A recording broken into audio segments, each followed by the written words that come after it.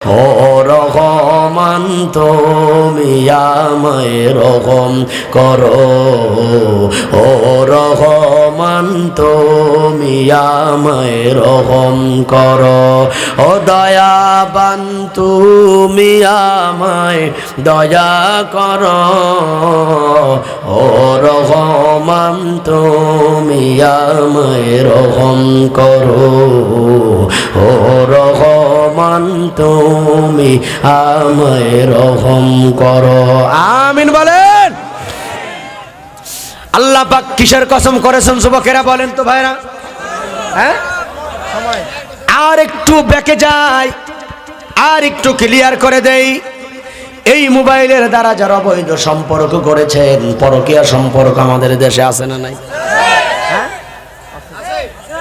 মোবাইলটা খুব খুব সাপোর্ট করে, এটাতে খুব সহযোগিতা করে, হেল্প করে, কথা ঠিক কিনা?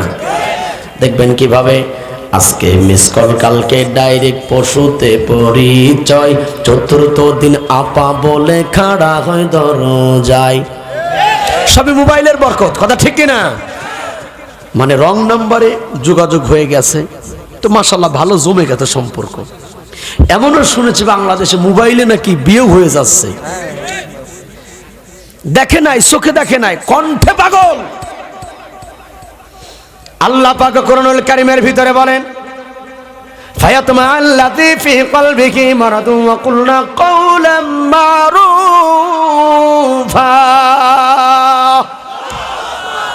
হে দুনিয়ার নারীরা সাবধান, হে দুনিয়ার নারীরা, কথা যখন বলবা কোন পুরুষের সাথে, কে বলতেছেন? ইসলামে কোন সাবজেক্ট বাদ দেয় নাই। আল্লাহু আকবার বলেন। আল্লাহ পাক বলে, হে নারীরা, যখন প্রয়োজনের খাতিরে কোন পুরুষের সঙ্গে কথা বলবা, কথা কেমনে বলবা ওইটাও আল্লাহ নারীদের শিখাইছেন। কন্যা সুবহানাল্লাহ।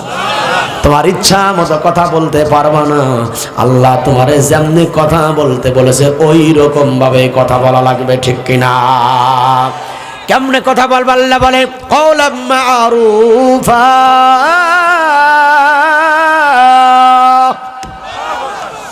আল্লাহ বলে কথা যখন বলবা ন্যায় সঙ্গত কথা বলবা। তার মানে তোমার কণ্ঠকে খুব নরম করবা না, এমন ভঙ্গিতে কথা বলবা না যেন মনে হয় কচি খোকা, আছে না নাই? এমন ভঙ্গিতে কথা বলবা না, কারণ নারীর কণ্ঠের ভিতরেও পুরুষের জন্য আকর্ষণ আছে না নাই? বলেন আছে না নাই? নারীর কণ্ঠের ভিতর আল্লাহ পাক কেমন আকর্ষণ দিয়ে দিয়েছেন। যদি 50 বছরের নারীও হ্যালো বলে তাইলে ওর গেল, কথা ঠিক কিনা বলেন?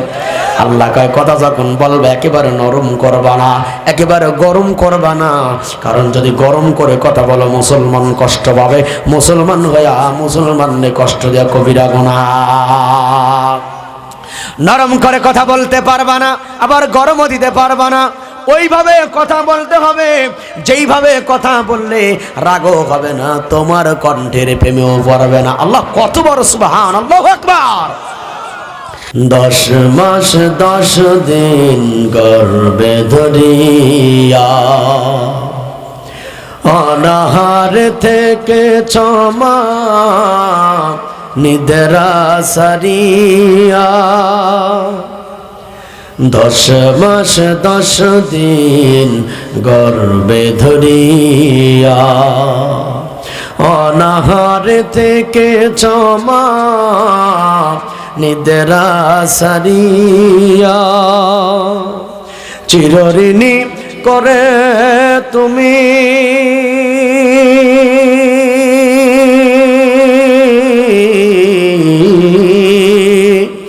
চিরঋণী করে তুমি রেখেছ এ আমাকে, হে দয়াময় জান্নাতে দিও আমার মাকে। আমিন বলেন। মাইকলা ভাই কই গেছে? মাইকলা ভাই নাই? আর শুনতেছেন তো? হ্যাঁ, সাউন্ড বাড়ান, একটু সাউন্ড বাড়ান। হে দয়াময়, আমার সাথে বলেন, জান্নাতে দিও আমার মাকে। আরে মাকে যারা ভালোবাসে তারা বলো না, হে দয়াময় জান্নাতে দিও আমার মাকে। আমিন। বলতে পারি না মা তোমার ওই মুখ, কোথায় গেলে পাব মা তোমায় দেখার সুখ, কোথায় হারিয়ে গেলে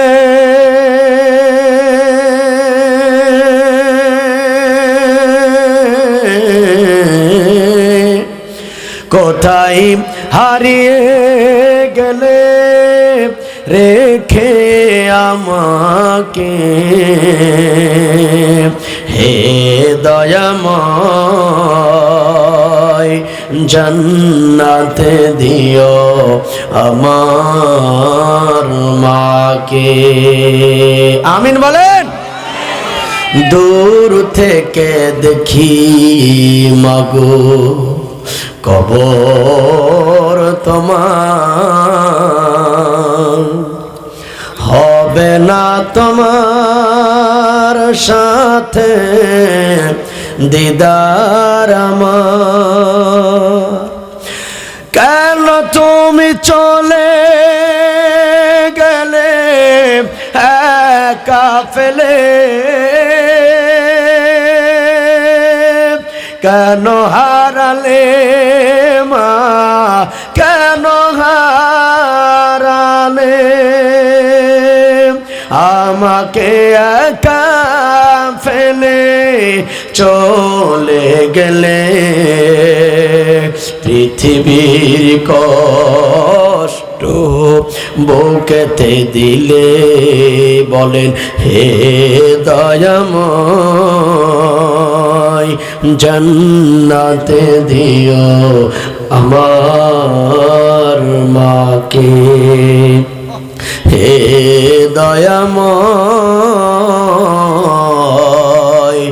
জান্নাতে দিও আমার মাকে। আমিন বলেন, আমিন বলেন।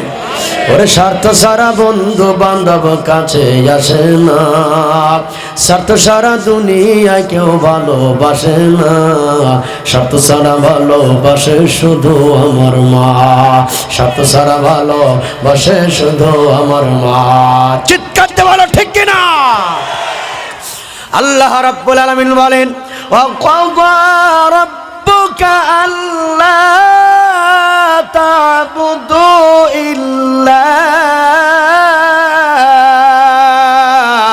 আল্লাহু আকবার, ইল্লা, আল্লাহ বলেন বান্দারে আমি আল্লাহর ইবাদত করে মায়ের খেদমত করো, বাবার খেদমত করো।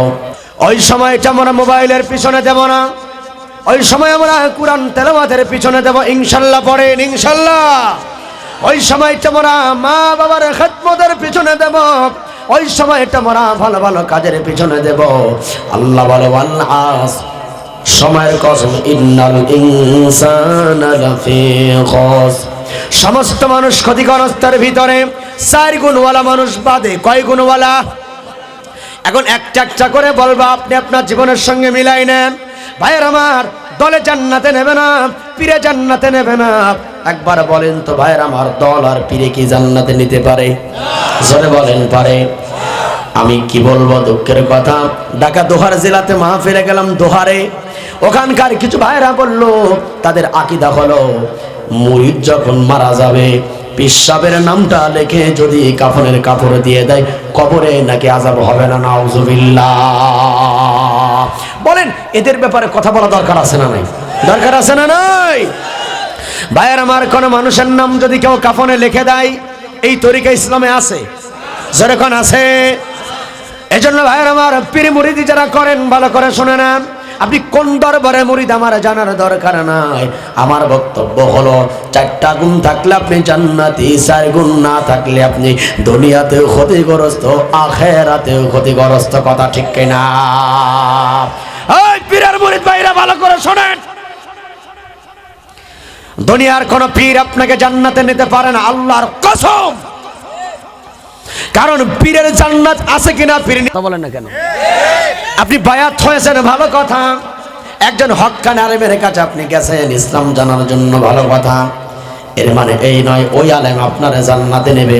আলেমের দায়িত্ব হলো রাস্তা দেখাই দেওয়া, আপনার দায়িত্ব হলো রাস্তায় হেঁটে চলা, কথা ঠিক কিনা? একটু বলেন তোমার প্রিয় ভাইয়ারা, বাংলার জমিনে পীর মুরিদি নামে ভণ্ডামি আছে না নাই? জোরে বলেন আছে না নাই? জিকিরের নামে ভণ্ডামি আছে না নাই? যদি সময় পায় আপনাদেরকে আমি টাচ দিয়ে যাব। বলেন 4 গুণওয়ালা মানুষ ক্ষতিগ্রস্ত না উত্তম? হ্যাঁ, কয় গুণওয়ালা মানুষ? কয় গুণওয়ালা মানুষ? এবার আসেন 1 নাম্বার গুণ। আল্লাহ বলে ইল্লাল্লাযীনা আমানু। আল্লাহু আকবার। 1 নাম্বার গুণ হলো বান্দা ঈমান আনা লাগবে। কি আনা লাগবে? 4টা গুণের 1 নাম্বার হলো ঈমানের গুণ। ঈমানের দাবি খালি মুখে করলে হবে না। আল্লাহ তাআলা বলে আহাসিবান নাসু আইয়ুতরাকু আইয়াকুলু আমান্না ওয়া হুম লা ইফতানুন।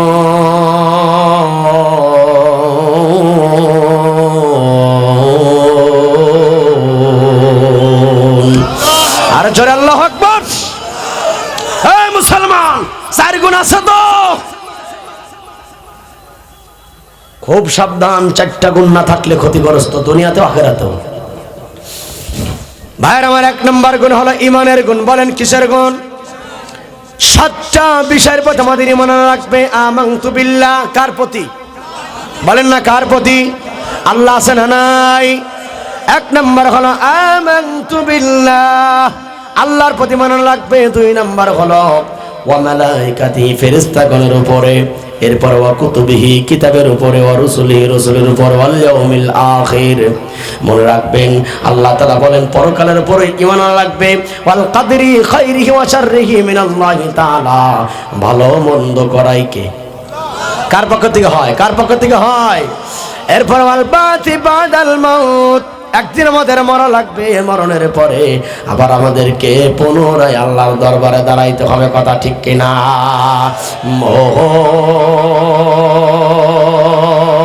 মোহন কার লাগিয়া কান্দ দিবারাতি,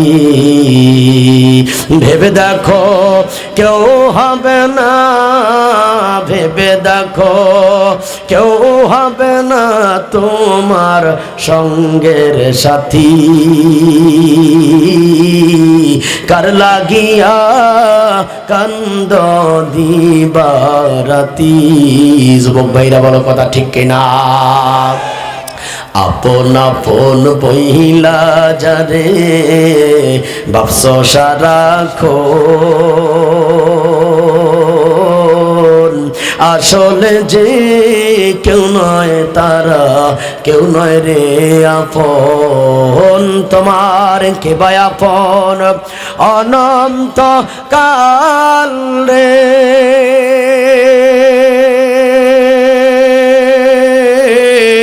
কে বা আপন, অনন্তকাল করলি কারে সাথী। কার লাগিয়া কান্দ দিবারাতি, ভেবে দেখো, আরে ভেবে দেখো কেউ হবে না, ভেবে দেখো কেউ হবে না তোমার সঙ্গের সাথী। ও কার লাগিয়া কান্দ দিবারাতি, কথা ঠিক কিনা? মায়ার জালে বন্দি হইয়া বান্ধা সুখের ঘর, পরকে লইয়া কোন বসত আপন কইরা পর, ঠিক কিনা? তোমার কে বা আপন? অনন্তকাল রে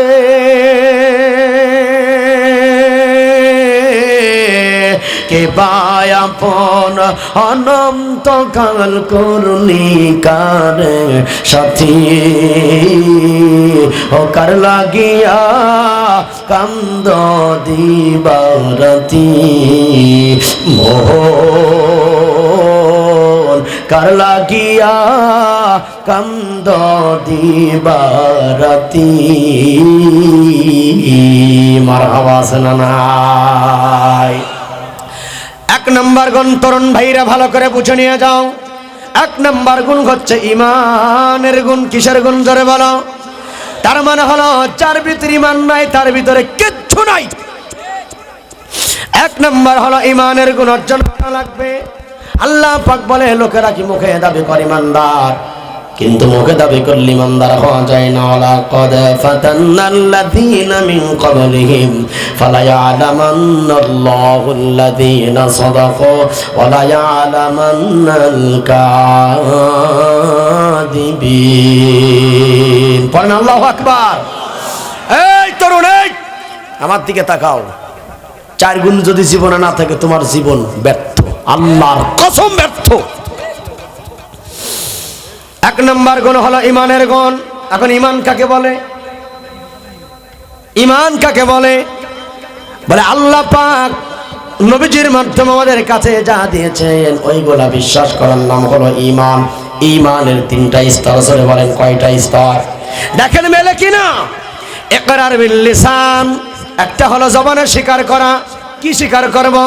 লা ইলাহা ইল্লাল্লাহু মুহাম্মাদুর রাসূলুল্লাহ। পড়েন না সাল্লাল্লাহু। ভাইরা আমার, ইমান কি জিনিস এখনো বোঝেন নাই? ইমানের দাবি করলে আল্লাহ পরীক্ষা নেবে। বলেন কি নেবে? কথা বলেন কি নেবে? ইমানের দাবি করলে আল্লাহ পরীক্ষা নেবে। ওই পরীক্ষায় যারা ধৈর্য ধারণ করবে, ওয়াবাশশিরিস সাবিরিন, ইমানের পরীক্ষায় যারা ধৈর্য ধারণ করবে তারাই হলো জান্নাতের অধিকারী। কথা ঠিক কিনা? ভাইরা আমার, ইতিহাস এখন আপনাদের সামনে টান দেব, খেয়াল করেন।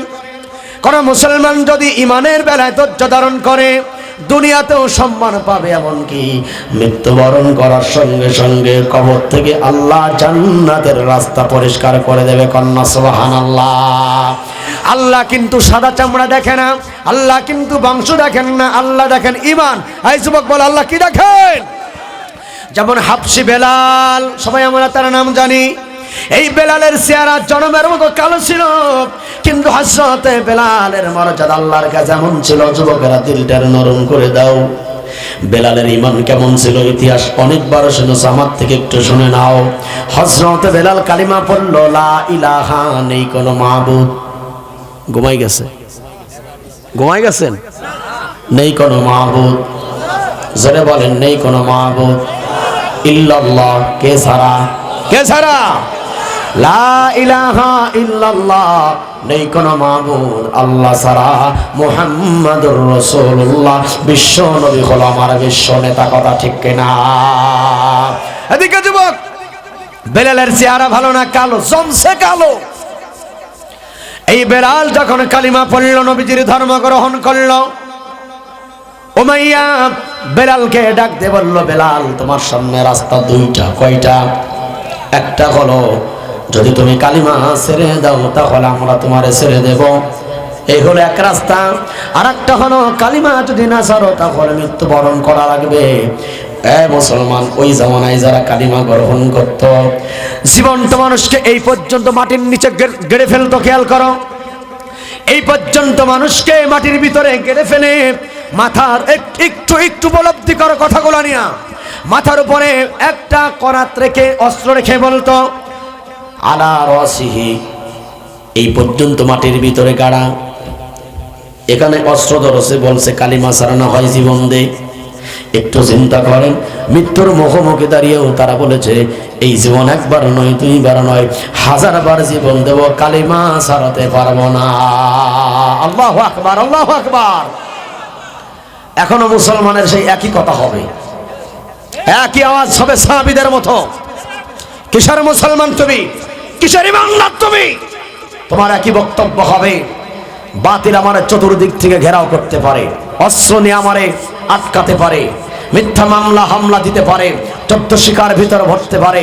মুসলমান ইমানদার একটাই বক্তব্য হবে, এ জীবন একবার নয় শতবার জীবন যাবে, কোন চালের সামনে ইমানদার মাথা নত করতে পারে না, ঠিক কিনা? এর নাম হল ইমানদার মুসলমান।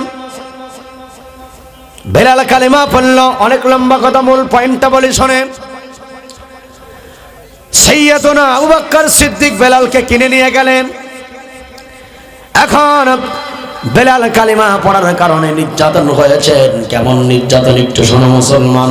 তোমার আমার জীবনেতে কোনো নির্যাতন নেই, বুঝবা কেমনি? তোমার ইমান আমার ইমান সকালে থাকলে রাতের বেলায় থাকে না, রাতের বেলায় থাকলে সকালের বেলা ইমান খুঁজে পাওয়া যায় না, কথা ঠিক কিনা? তোমার আমার ইমান হলো এরকম, কোরআনের মাহফিল একরকম বলি, মন্দিরে গেলে আর এক রকম বলি, কতক্ষণ আছে না নাই? তোমার আমার ইমান হলো হুজুর দেখলে সালাম, মন্দিরে দেখলে রাম রাম, এমন ইমানদার আছে না নাই? এর নাম ইমানদার নয়। ইমানদার এককভাবে একক জায়গায় দাঁড়িয়ে থাকবে, সারা পৃথিবী একদিকে চলে যাবে, ইমানদার একদিকে যাবে, মাথা নত করবে না, ঠিক কিনা? এর নাম ইমানদার। ইতিহাস ভালো করে শোনে নাও তরুণ যুবকেরা, ইমান কাকে বলে? খালি তো ইমান ইমান শোনো, ইমানের ব্যাখ্যা তো শোনো না মিয়া। রাস্তার ভিতরে 10 টাকা পড়ে আছে, কয় ধরা যাবে না কেন? ইমানে বাধা দিছে। কিসে বাধা দিছে? কিছু দূরে যাওয়ার পর 100 টাকার নোট টাকায় দেখে আছে নাই। তার মানে বোঝা গেল তোমার ইমান 10 টাকা পর্যন্ত 11 টাকায় পৌঁছায় না, কথা ঠিক কিনা?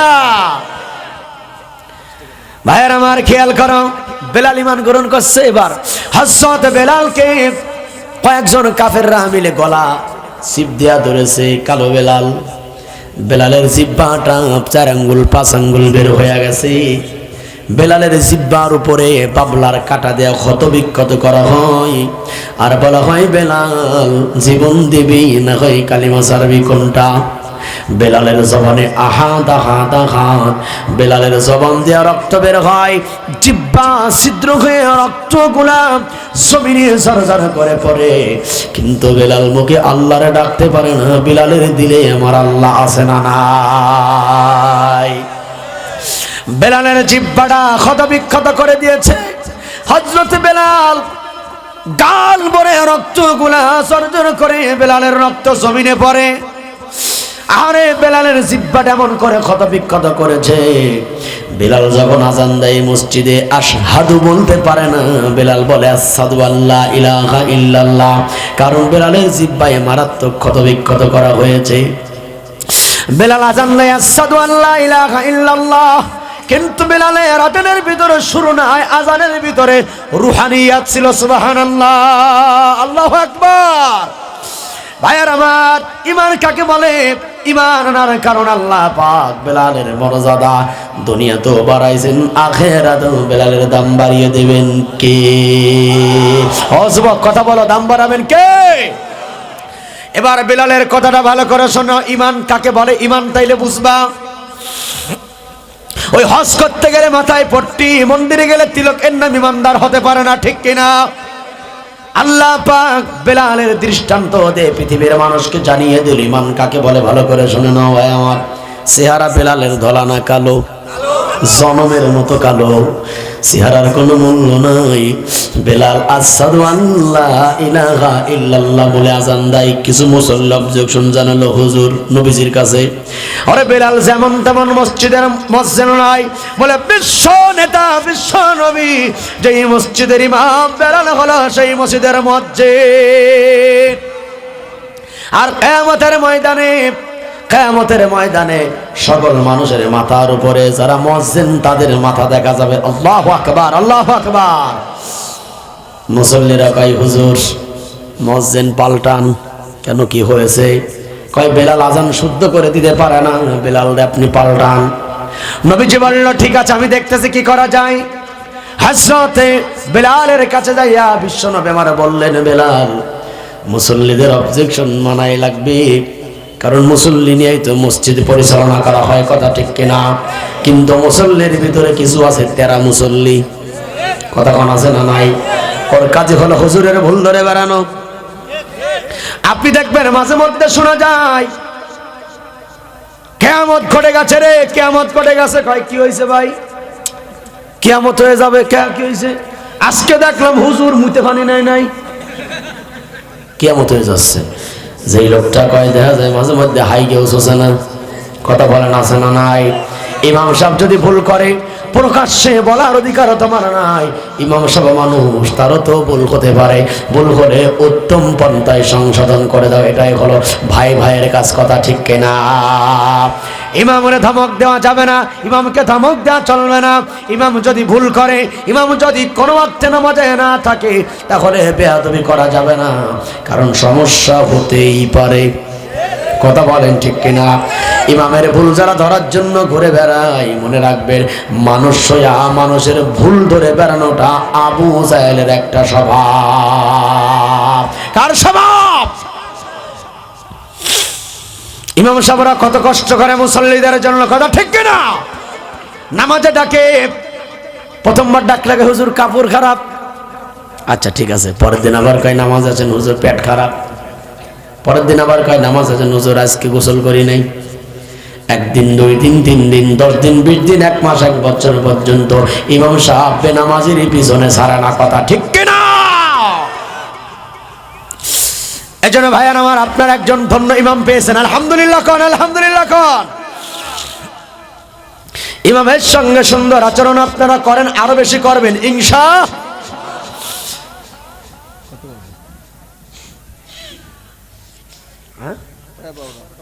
কত? ওরে খোদা, 12:15 কিছু কবেন না? আল্লাহু আকবার। চুল ফাঁকা দাড়ি ফাঁকা মুরব্বীরা কয় কেবল কাজা আদায় হইতেছে। হ্যাঁ, ও আমি বলছি? ওরে খোদা, এই কাজা যে কতক্ষণ চলবে আল্লাহ জানে। কি ভাইরা কষ্ট হয়? কষ্ট হয়? যুবকেরা তোমাদের কষ্ট হয়? আল্লাহ কিসের কসম করেছেন? সময়ের কিসের কসম? সেই সময় আমরা কোরআনের জন্য দিচ্ছি আল্লাহর কসম, এই সময়টা নাজাতের জরিয়া হয়ে যাবে, কথা ঠিক কিনা? আর আমি জানি পৃথিবীর কোন গানের মঞ্চ এভাবে মানুষকে বসায় রাখতে পারে না। এইভাবে মানুষকে বসায় রাখতে কেবলমাত্র আল্লাহর কোরআনই পারে, কথা ঠিক কিনা? কারণ কি? কোরআন শরীফ বাদ্য নয়, যন্ত্র নয়। এরপরে মুসলমানদের কলেজা পর্যন্ত কোরআন চলে যায়, ঠিক কিনা? হযরত বেলালের কথাগুলো ভালো করে শুনে নাও। বিশ্বনবী আমার বেলালকে ডাকলেন, বেলাল আযান আর দিবা না। বেলালের চোখ দিয়া পানিগুলো দরদর করে পড়ে। নবী কয় বেলাল কান্দো কেন? বেলাল কয় নবী গো, আপনি তো বলেছেন কিয়ামতের ময়দানে এই শত শত কোটি মানুষের ভেতরে যারা মুয়াজ্জিন তাদের মাথা দেখা যাবে, কারণ যারা আল্লাহর জন্য আযান দেয় তাদের মাথা সবার উপরে থাকবে, সুবহানাল্লাহ। এজন্য মুয়াজ্জিন, ইমাম, মসজিদের খাদেম যারা, তাদের দাম কম না বেশি? খালি ইমাম মুয়াজ্জিনের দাম নয়, কমিটি যারা, মুসল্লি যারা, তাদের দাম কম না বেশি? অনেক মুসল্লিরা 5 ওয়াক্ত আযান দিলে নামাজে চলে যায়। অনেক ভাই না বুঝে কয় নামাজ পড়ে কি পাইছো, আছে না নাই? আবার কেউ কেউ বলে নামাজ আল্লাহ পড়তে বলে নাই, কায়েম করতে বলেছে। আবার কেউ বলে সিজদার মতো সিজদা একটা দিলে এক সিজদায় জন্ম পড়ে, এমন বাটপার আছে না নাই?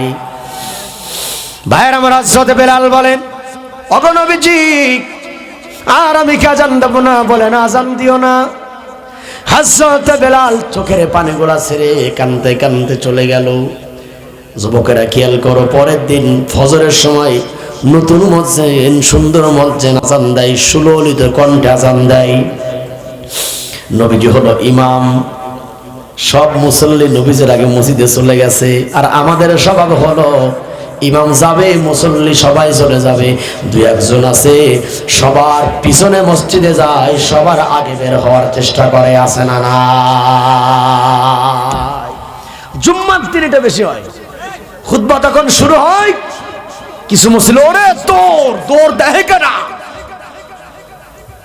সালাম শেষ আর এক দৌড়, আছে না নাই? আছে না নাই?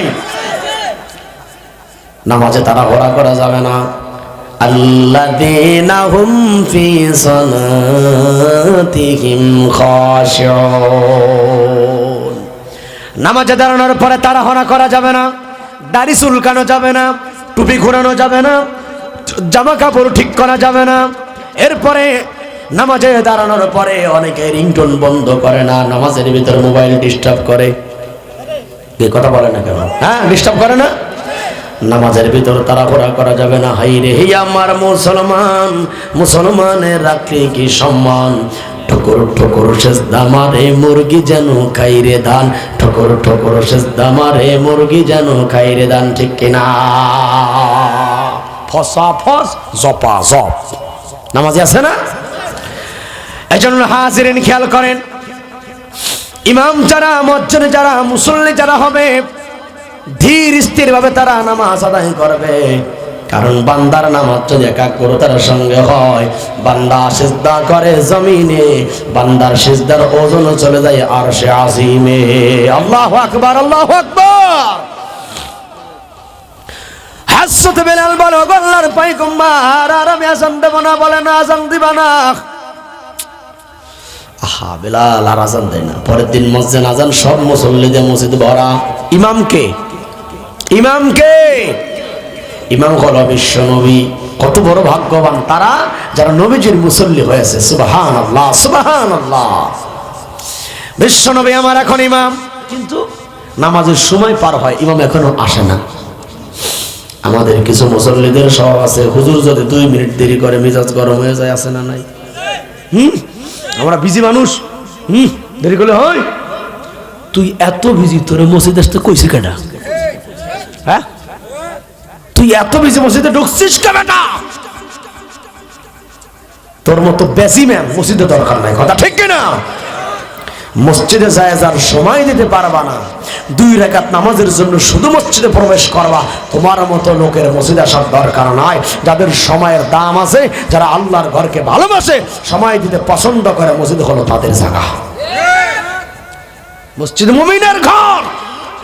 মসজিদে গেলে মুমিন শান্তি পায়, বের হতে চায় না, কথা ঠিক কিনা? আর মুনাফিক ছটফট ছটফট করে, কখন বের হব, কখন বের হব, তারা হুড়ে করে দৌড় মারে, অন্য লোকের জুতো নিয়ে চলে যায়। আছে না নাই? ভাইয়ার আমার খেয়াল করেন, এখন ইমাম আসে না, সবাই অস্থির। কারণ বিশ্ব নবীজির পিছনে নামাজ পড়ার চাইতে মজা আল্লাহর দুনিয়ার কিছু হতে পারে না। আল্লাহু আকবার। ভালো ইমাম রাখবেন, আপনাদের ইমাম তো ভালো, আলহামদুলিল্লাহ। আমাদের দেশে ইমাম আর মুয়াজ্জিন রাখার বেলায় কমিটির একটু কৃপণতা করে, আপনারা ভালো কৃপণতা করেন নাই, মাশাআল্লাহ। অনেক জায়গাতে দেখি গ্রামগঞ্জে মুয়াজ্জিনের বেতন এই জামানাতে 300 টাকা। সুবহানাল্লাহ কবেন না? মুয়াজ্জিনের বেতন কয় টাকা? আচ্ছা, 300 টাকার মুয়াজ্জিনের আজান তো মক্কা শরীফের মতো হবে নাকি? কতক্ষণ না? ওরে বাবা, আজান শুনলে মনে হয় ভাইব্রেশন। আল্লাহু আকবার, আল্লাহু আকবার। 300 টাকার ভেতর কয় টাকার ভেতর? হ্যাঁ, এমনও শুনেছি যে আজান দেওয়ার পরে মুয়াজ্জিন মসজিদে নাই। কি ব্যাপার, মুয়াজ্জিন সাহেব কই? দেখে যে মুয়াজ্জিন সাহেব মাঠে চলে গেছে কাজে। চাচা নামাজ পড়বেন না? ধর বেটা, দায়িত্ব আজান দেওয়ার দিছি, আজান নামাজ পড়লে পড়, না পড়লে না পড়, সব। 300 টাকার মুয়াজ্জিন হলে শুধু আজানই দেবে, নামাজ পড়তে আসবে না, কথা ঠিক কিনা বলেন? ভালো টাকা দেবেন, বেশি বেতন দেবেন, যোগ্য ইমাম, যোগ্য মুফতি, যোগ্য মুহাদ্দিস, যোগ্য হাফেজ, যোগ্য মুয়াজ্জিন রাখবেন। সুন্দর কণ্ঠ হবে, শুদ্ধ আজান হবে, যে আজান শুনলে ফজরের সময় মুসল্লিদের ঘুম ভেঙে তারা মসজিদে চলে আসবে, কথা ঠিক কিনা? কিন্তু এই ইমাম আর মুয়াজ্জিন রাখার বেলায় খালি ফতুয়া, ধর্মের কথা কই, টাউনিও কি জানিস? আছে না নাই? হ্যাঁ, সব জায়গায় টাকা খরচ করতে পারো, হুজুর রাখার বেলায় টাকা দেবে না। হুজুর কি সস্তা নাকি? কথা কর না কে? বাংলা ইংরেজি শিক্ষার পিছনে যে টাকা খরচ করেন আপনারা, বলেন বাংলা ইংলিশের চাইতে ধর্মীয় শিক্ষার দাম কম না বেশি? ধরে বলতে হবে, কম না বেশি? তাহলে যেই বাংলা ইংলিশ পড়ে 500 টাকা মাসে দেন, তাহলে আরবি ভরে দিতে হবে 1500 টাকা। কিন্তু আমরা হুজুর এই চাপ দেই না, কারণ যেই জিনিস যত দামি ওই জিনিস তত সহজ। সুবহানাল্লাহ। পানি ছাড়া আমাদের জীবন চলতে পারে? কতক্ষণ চলতে পারে? সেই পানি যদি আমাদের কিনে খাওয়া রাখতো, গরিবরা পানি না খেয়ে মারা যেত। আল্লাহ পাক ব্যবস্থা করলো, পাইপ গার ডাটি লাগা, চাপ দিবি, পানি চলে আসবে, বিল দেওয়া লাগবে না, জনমের পান করা করবে। সুবহানাল্লাহ। সূর্যের আলো ছাড়া পৃথিবী চলতে পারে না। সেই আলোর যদি আল্লাহ প্রতি মাসে বিল নিত, বলেন রিক্সাওয়ালা ভ্যানওয়ালারা কি করতো? ওরা অন্যের আলো চুরি করতো। কতক্ষণ না কামে? হ্যাঁ, আমার আল্লাহ পাক কত দামি জিনিসকে সহজ করে দিয়েছেন। ঠিক কোরআনুল কারীমের শিক্ষা যত দামি, কোরআন যত দামি, আলেম যত দামি, আল্লাহ পাক মানুষের কাছে তত ইজি করে দিয়েছেন, সহজ করে দিয়েছেন। সুবহানাল্লাহ, সুবহানাল্লাহ।